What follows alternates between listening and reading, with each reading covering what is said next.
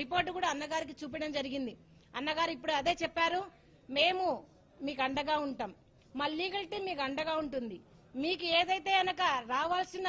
SC ST act ప్రకారం benefits ఏదైతే ఆపేశారో దాన్ని కూడా మనం పోరాటం చేద్దామని చెప్పడం జరిగింది. మరి అదే విధంగా సిబిఐ కూడా ఎందుకు తీసుకోదు,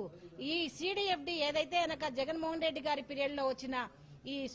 ఇన్వెస్టిగేషన్ సిటీలో వచ్చిన ఈ సిడిఎఫ్డి రిపోర్ట్ ను ఎందుకు మీరు లోపల బయట పెట్టడం లేదు అని ఈ ప్రభుత్వాన్ని ప్రశ్నించడం జరుగుతా ఉంది. మరి జగన్మోహన్ రెడ్డి గారు మరి మాట ఇచ్చారు, అమ్మ ఖచ్చితంగా మాట ఇస్తున్నాం, అందరిలాగా కాదు, ముఖ్యంగా పవన్ కళ్యాణ్ గారి లాగా మాట ఇచ్చి మర్చిపోయే ప్రసక్తే లేదు, మీకు ఖచ్చితంగా న్యాయం జరుగుతుందని మరి నాకు అన్నగారు భరోసా ఇవ్వడం జరిగింది. మరి అదే విధంగా